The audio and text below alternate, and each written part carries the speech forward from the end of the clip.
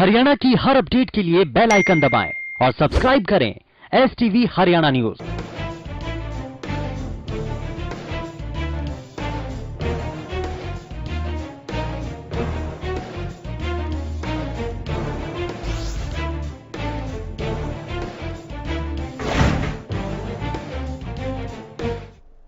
नमस्कार, स्वागत है आपका। मैं हूं गौरव कुमार पांडे।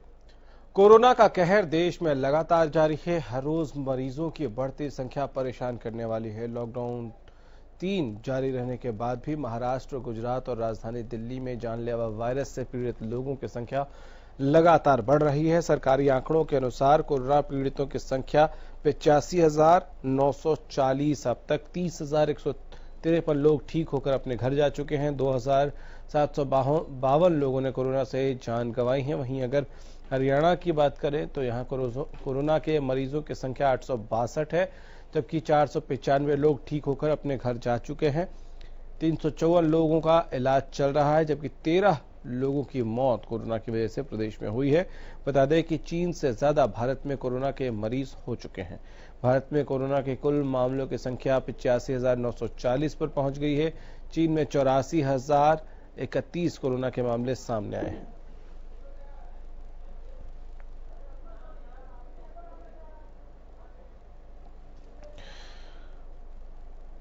तो कोरोना के साथ साथ जिस तरह से लॉकडाउन बढ़ा और लॉकडाउन जैसे जैसे बढ़ता गया, पहला लॉकडाउन, फिर दूसरा और फिर तीसरा, राहत सरकार की तरफ से अलग अलग क्षेत्रों में दी गई, लेकिन उसी तेजी के साथ कोरोना के आंकड़े भी बढ़े हैं। ऐसे में चिंता बढ़ती जा रही है लोगों की।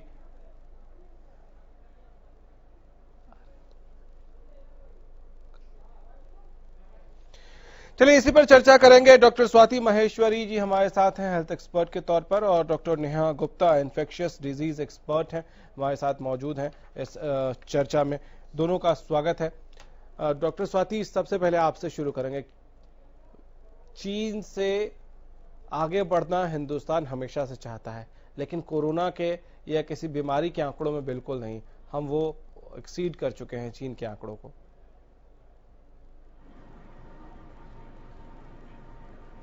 सही कह रहे हैं गौरव आप। ये जरूर हम लोग आगे निकलना चाहते हैं, लेकिन दूसरे पैरामीटर्स पर।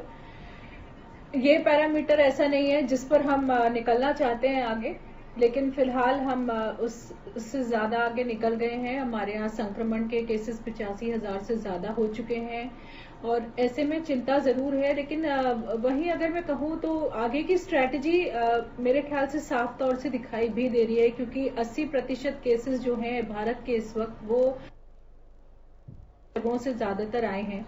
तो काफी हद तक ये पॉसिबल जरूर है कि जहां जहां हमारे यहाँ ज्यादा संक्रमण है, जो हॉटस्पॉट्स हैं, कंटेनमेंट जोन्स हैं, उनमें हम ज्यादा फोकस रख सकते हैं। वहां पर हम ज्यादा निगरानी रखें और वहां पर हम लॉकडाउन ज्यादा सख्ती से पालन कराएं।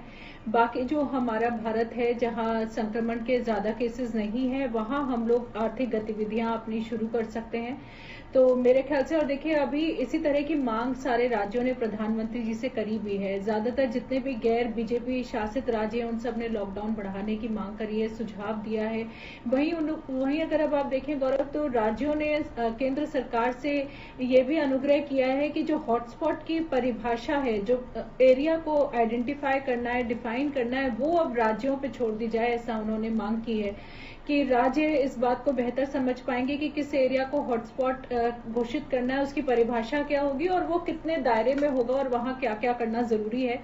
तो मुझे लग रहा है कि शायद अब इस पर कुछ जरूर केंद्र सरकार का ऐलान आएगा, क्योंकि राज्य सरकारों को ही अल्टीमेटली एक तरह से सामने आकर अपने राज्य में जो जो कठिनाइयां, परेशानियां हैं, उन सबको आगे उनको डील करना होगा उनसे। तो मेरे ख्याल से बस अच्छी बात यही है, केस जरूर बढ़ते हुए देख रहे हैं, लेकिन अगर आप देखें तो रिकवरी रेट इंडिया का अच्छा है, फर्टिलिटी रेट भी अगर देखें, मृत्यु दर भी भारत का इस वक्त अच्छा है, और एक पॉजिटिविटी रेट जो हमारा है, जहां हम 4,000 टेस्ट कर रहे थे, आज 40,000 टेस्ट, बल्कि अब तो 1 लाख टेस्ट करने लगे हम एक दिन में, तो उसमें भी हमारा पॉजिटिविटी रेट वही 4% के आसपास ही रहा है। ये एक बहुत अच्छी बात है, और बस हम लोग यही चाहते हैं कि रफ्तार बहुत ज्यादा ना बढ़े भारत में, रफ्तार हमारे नियंत्रण में रहे, तो हम जरूर ये जंग जीत सकते हैं। तो लेकिन अब ये हॉटस्पॉट वाली जो स्ट्रैटेजी शुरू से हम लोग की चल रही थी, अब उसको और भी ज्यादा मुझे लगता है कि और भी ज्यादा हम अलग कर पाएंगे कि हाँ, हॉटस्पॉट्स में हमारे बिल्कुल एक्टिविटीज जो हैं अभी रुकी रहेंगी, वहां पर पाबंदी रहेगी, लेकिन जो बाकी भारत है उसको अब हम धीरे धीरे खोल सकते हैं, और वो भी चरणबद्ध तरीके से खोले जा रहा है, शर्तों के साथ, नियमों के साथ, कि किस तरह से देखिए, चाहे मॉल खोलने की बात हो, चाहे मेट्रो खोलने की बात हो, चाहे बस चलाने की बात है, फ्लाइट्स, घरेलू उड़ानें, सब में अब लेकिन कोई नियम कानून होंगे, ताकि वहां से संक्रमण बहुत तेजी से ना फैले और लोगों का काम भी होता रहे और लोग सुरक्षित भी रहें और संक्रमण भी हमारे नियंत्रण में रहे। ठीक है, आप लॉकडाउन कई चरणों में खोलने का हम जिक्र कर रहे हैं डॉक्टर नेहा, लेकिन हम हमेशा से, जब से ये डिस्कशन, ये डिबेट हमने शुरू की कोरोना को लेकर, कुछ दिनों के बाद से ही एक टर्म इस्तेमाल होने लगा कि कर्व जो है वो फ्लैटन होगा, कर्व जो है वो फ्लैटन होगा, और वो सुनकर इतना टाइम बीत गया। वो कर्व इस वक्त किस साल में है? देखिए गौरव, अगर हम देखें तो हमारा डेफिनेटली कर्व जो है, जो हमारा डबलिंग टाइम रहा है, वो अभी भी अराउंड 10-11 डेज है, तो which is reasonably good as compared to the rest of the world. तो डेफिनेटली ये लॉकडाउन की वजह से जितनी जल्दी कोरोना ज्यादा बढ़ता और जितने केसेस होते, उसमें डेफिनेटली कमी आई है। बट ये है कि अब इस समय अभी आगे क्या करना है, तो मैं डॉक्टर स्वाति माहेश्वरी से एकदम सहमत हूँ। वो जैसा बोल रही है कि हाँ, इस समय अभी हमारी जरूरत ये भी है कि हम ग्रेजुअली अपनी इकोनॉमी को ओपन करें, तो वो करना भी जरूरी है। और उसके लिए अभी जो हमारा फोकस होना चाहिए डेफिनेटली कि जो हॉटस्पॉट्स हैं या जहाँ पे केसेस आ रहे हैं, उन एरियाज को कंटेन किया जाए। बाकी जो एरियाज हैं वहाँ पे धीरे धीरे हम इकोनॉमी अपनी खोलें, और अभी भी डेफिनेटली फोकस हमारा नेसेसिटी पे होना चाहिए। तो जो चीजें जरूरी है वही हमें करनी चाहिए, वही हमें ओपन भी करनी चाहिए। ठीक है डॉक्टर स्वाति, क्या ये रिस्पॉन्सिबिलिटी हम लोगों की भी बढ़ जाती है कि जब सरकार की तरफ से छूट दी जा रही है, राहत दी जा रही है, तो हम थोड़ा एक्स्ट्रा केयरफुल और रहें कि अगर हम बाहर निकल रहे हैं तो ठीक है, कुछ ज़रूरी चीज़ों के लिए हमें छूट दी गई है, लेकिन जब हम बाहर निकले तो मास्क पहने, हम हैंड सैनिटाइजेशन का ध्यान रखें, हम सोशल डिस्टेंसिंग का ख्याल रखें। क्या हमारी रिस्पॉन्सिबिलिटी बढ़ गई है अब? बिल्कुल, ये तो डेफिनेट है गौरव कि हम लोगों की रिस्पॉन्सिबिलिटी डबल हो गई है अब, क्योंकि देखिए जितना ये बात तो साफ तौर से है कि ये संक्रमण एक व्यक्ति से दूसरे व्यक्ति में जाता है, और हम जितना बाहर निकलेंगे, जितना हमारा और लोगों से संपर्क बढ़ेगा, जितना हम ट्रैवल करेंगे बस में, मेट्रो में, काम की जगह पे जाएंगे, उतना और ज्यादा रिस्क पर तो है ही। और जैसे भी एक व्यक्ति भी अगर ये गलतियां करता है, एक व्यक्ति भी अगर इस बात का ध्यान नहीं रखता, तो ऐसे में इन्फेक्शन बहुत ज्यादा बढ़ जाता है। देखिए गौरव, पहले भी हम लोगों ने सुपर स्प्रेडर्स के बारे में सुना है, यानी कि एक व्यक्ति से हम भी अभी फिलहाल के लिए मान के चलते हैं कि एक व्यक्ति 2 या 2.5 लोगों को संक्रमित कर सकता है कोरोना वायरस को, लेकिन सुपर स्प्रेडर होते हैं जो कि एक से कहीं ज्यादा लोगों को संक्रमित कर देते हैं। आपने पहले भी देखा है, आजादपुर मंडी हुए, उनसे कितने और लोग संक्रमित हुए, और केवल आजादपुर मंडी नहीं, खांडसा मंडी को लीजिए, अब तमिलनाडु का जो वहां का जो मार्केट है, स्प्रेडर्स का जिक्र कर रही हैं, मुंबई के मार्केट, नवी मुंबई के मार्केट, और कई तरह के सब तरफ, कश्मीर से लेके महाराष्ट्र, राजस्थान, उत्तर प्रदेश, कहीं की भी मंडियों की बात करें, सब जगह वहां से संक्रमण एक व्यक्ति से कई सारे लोगों को फैला है। सुपर स्प्रेडर का मतलब ये होता है कि ये नहीं है कि वो व्यक्ति कहीं ज्यादा संक्रमित है या वो व्यक्ति ही कुछ खास ऐसा संक्रमण है उसे कि वो ज्यादा लोगों को संक्रमित करेगा। सुपर स्प्रेडर का मतलब ये होता है कि वो व्यक्ति ऐसी जगह पर है जहां बहुत भीड़ है, जहां वो बाकी लोगों से ज्यादा देर तक संपर्क में रहता है, और ऐसे में एक व्यक्ति से कई सारे लोग संक्रमित होते हैं। नहीं, मैं ये तो पूछ यानी रहा था कोई कि भी जिस तरह से व्यक्ति सुपर हो स्प्रेडर्स का सकता है, जिक्र हम इसका कर रहे मतलब हैं तो ऐसे में हमें बहुत ध्यान रखना है कि हम लोग सुपर स्प्रेडर ना बने, हम लोग भीड़ वाले एरिया में ना जाएं, और जहां भी भीड़ है उसको अवॉइड करें। तो ये जो हमारे सब्जी वाले हैं, रेडी वाले हैं, इनके बहुत बड़ी तादाद में इन्फेक्ट होने की खबरें आ रही हैं। तो ऐसे में ये सुपर स्प्रेडर्स बन सकते हैं क्योंकि इनका एक्सपोजर हर दिन बहुत सारे लोगों के साथ होता है। तो क्या इनको सुपर स्प्रेडर्स बनने से रोकना प्रशासन की बहुत बड़ी चुनौती है आपके हिसाब से? आपने मुझसे पूछा है गौरव? जी जी जी जी हाँ, बिल्कुल। देखिए, और इसीलिए बहुत जरूरी यही है गौरव कि एक तो एसिम्टोमेटिक केसेस हैं, ऊपर से ये भी है कि लोग सुपर स्प्रेडर हो सकते हैं। तो ऐसे में बहुत जरूरी, हर व्यक्ति मास्क लगाए, हर व्यक्ति सोशल डिस्टेंसिंग का ध्यान रखे, ताकि हमारे से संक्रमण किसी और व्यक्ति को ना जाए। और यही एक तरीका है। मंडियों में भी देखिए यही हुआ कि लोग भीड़ में इकट्ठे थे, मास्क नहीं लगा रहे थे, सोशल डिस्टेंसिंग का ध्यान नहीं रखा। तो जो 2 गज दूरी की बार बार बात की जा रही है, उसका ध्यान रखना बहुत जरूरी होगा, क्योंकि अगर हम उसका ध्यान नहीं रखेंगे तो फिर इन्फेक्शन बहुत तेजी से बढ़ सकता है और एक व्यक्ति से काफी सारे लोग संक्रमित हो सकते हैं। तो अब जब हम बाहर निकल रहे हैं, हमारा उत्तरदायित्व बहुत ज्यादा बढ़ जाता है कि हम हर जगह ये सोशल डिस्टेंसिंग का ध्यान रखें, मास्क लगाएं, सैनिटाइजेशन का ध्यान रखें, ताकि हम संक्रमण ना फैलाएं और हम वो वजह ना बने जिसकी वजह से ज्यादा लोग संक्रमित हो जाएं। ठीक है डॉक्टर नेहा, यही सवाल आपसे, क्योंकि अब लॉकडाउन में बहुत सारी छूट मिल रही है, तो क्या आम आदमी जो बाहर निकल रहा है, जो काम करने के लिए निकल रहा है, जो बाकी चीजों के लिए निकल रहा है, उसकी रिस्पॉन्सिबिलिटी ज्यादा बढ़ जाती है?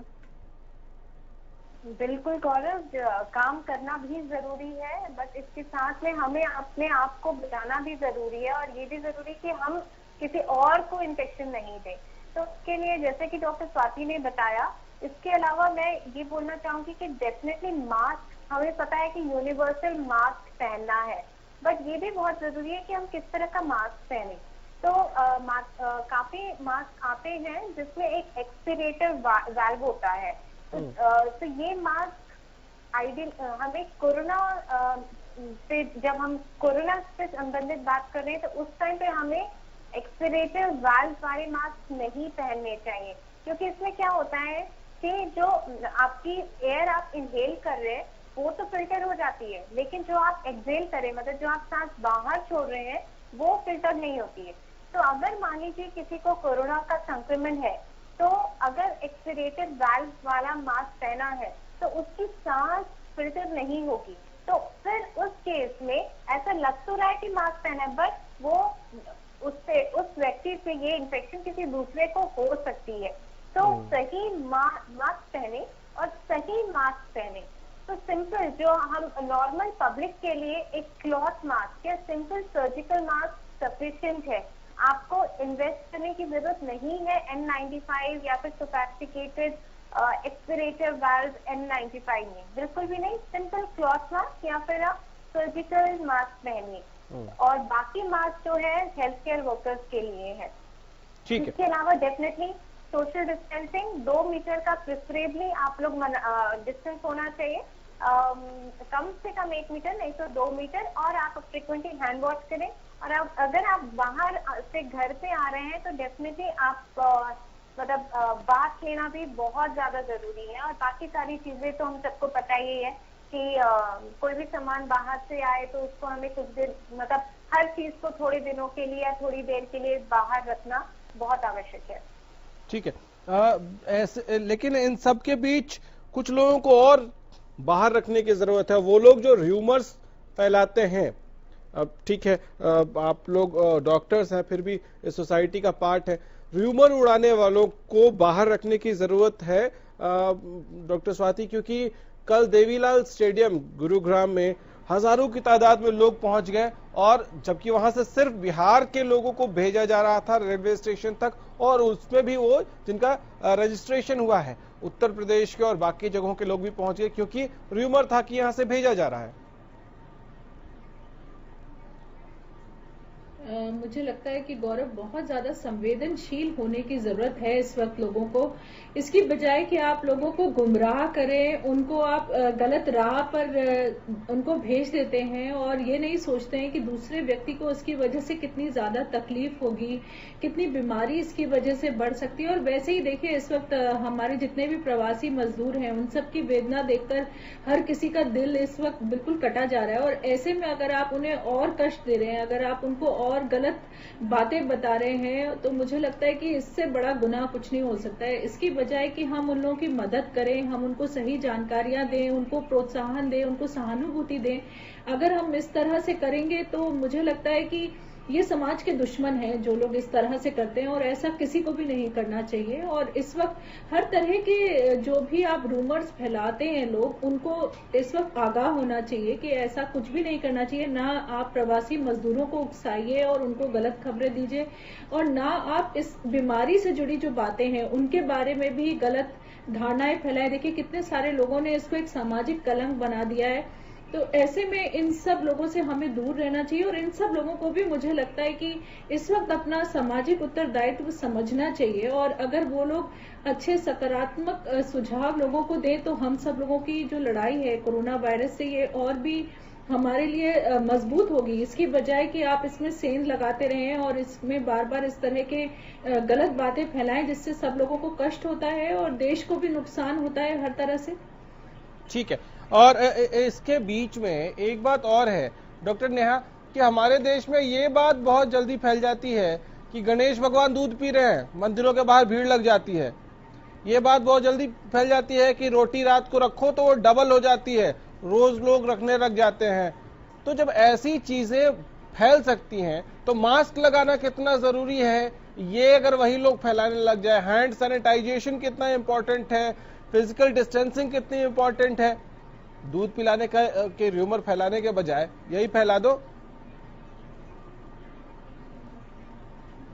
ये थोड़ा समय लगता है, थोड़ी जो खराब चीजें होती जल्दी फैल जाती हैं। तो डेफिनेटली हम सबको अपना और रिस्पॉन्सिबल होना चाहिए और सही चीजें को ही आगे बढ़ाना चाहिए, आगे ही फॉरवर्ड करना चाहिए। बाकी तो एक बहुत अच्छा एडवर्टाइजमेंट और अवेयरनेस भी वीडियो है आजकल फिल्म स्टार्स और विराट कोहली का, जिसमें कहते हैं कि मत कर फॉरवर्ड। वो बहुत ज्यादा जी, वो एक पूरा कैंपेन चल रहा है मत कर फॉरवर्ड वाला। बिल्कुल।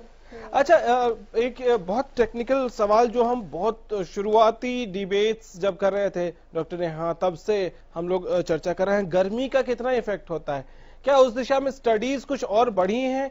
क्या गर्मी क्योंकि हमारे यहाँ बहुत ज्यादा है तो उसकी वजह से भी ऐसा है कि धीरे धीरे फैलता है ये कोरोना?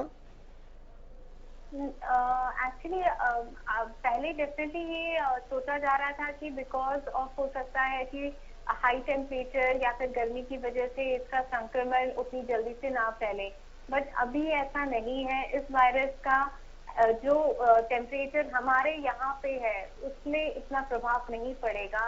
ये मतलब इसको बस रोकने के लिए जो हमारी गर्मी है वो इसको रोक नहीं पाएगी। इट्स सोशल डिस्टेंसिंग और हमारी रिस्पॉन्सिबिलिटी जो इसको रोक सकती है। ठीक है। मजदूर जो लोग घर जा रहे हैं डॉक्टर स्वाति, बहुत कष्टकारी तस्वीरें, बहुत अलग अलग तरह की तस्वीरें आ रही हैं, और बच्चा जो सूटकेस पर सो के जा रहा है, और भी बहुत तरह की तस्वीरें हैं। ऐसे में एक तो पहली बात कि जाना ही नहीं चाहिए इन लोगों को पैदल, क्योंकि अलग अलग राज्य सरकारें हो सकता है वक्त लग जाए, लेकिन वो इंतजाम कर रहे हैं, बसेस ट्रेन के अरेंजमेंट्स किए जा रहे हैं। लेकिन ऐसे जो लोग जा रहे हैं उनको क्या करना चाहिए?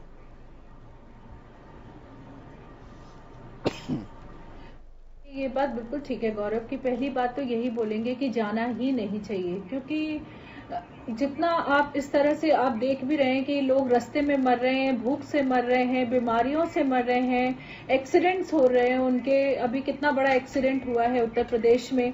इस तरह से बार बार सामने जो है केसेस सामने आ रहे हैं। ऐसे में मैं इन लोगों से यही अपील करूंगी कि जहां हैं आप वहीं रुकें, और जो प्रशासन ने आप लोगों के लिए इंतजाम किया है थोड़ा सब्र जरूर रखें कि एक ही दिन में सब लोग नहीं जा सकते, लेकिन उसी का इस्तेमाल करें, उसी के थ्रू जाएं तो ज्यादा अच्छा है।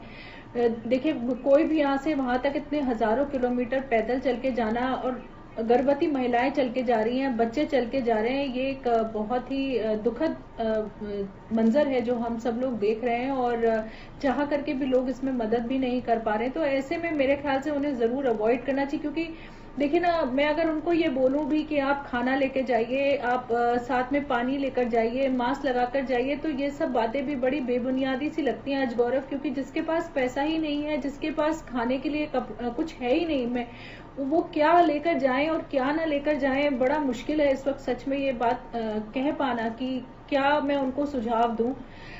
ऐसे में तो यही कहेंगे कि आप ना जाएं, वही बेहतर है। आप जहां भी हैं वहीं प्रशासन से कांटेक्ट करिए ताकि आपको राहत मिल सके, आप ताकि सुरक्षित रह सके। कुछ समय के लिए और थोड़ा संयम रखिए ताकि जो आपके लिए प्रशासन ने आपके लिए इंतजाम किए हैं आप उसके द्वारा जाएं, ताकि आपके लिए भी आसानी हो, इसकी बजाय कि आप पैदल सड़कों पर धूप में, बरसात में, हर तरह के मौसम में बिना खाए पिए निकल रहे हैं।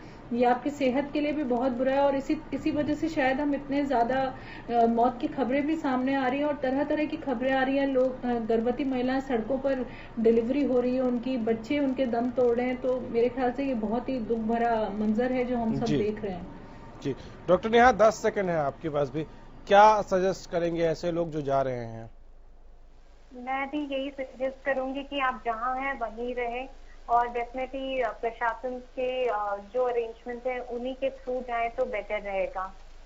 इसके अलावा तो और बिल्कुल। बहुत शुक्रिया आप दोनों का हमारे साथ जुड़ने के लिए। तो कोरोना लगातार अपना काम कर रहा है, आपको भी अगर छूट मिली है, आप भी अपने काम पर जा रहे हैं तो अपना काम जरूर करिए, लेकिन जो निर्देश दिए गए हैं मास्क लगाने के, सोशल डिस्टेंसिंग के, इन सब का पालन करना बहुत जरूरी है। फिलहाल इतना ही, इजाजत दीजिए, नमस्कार।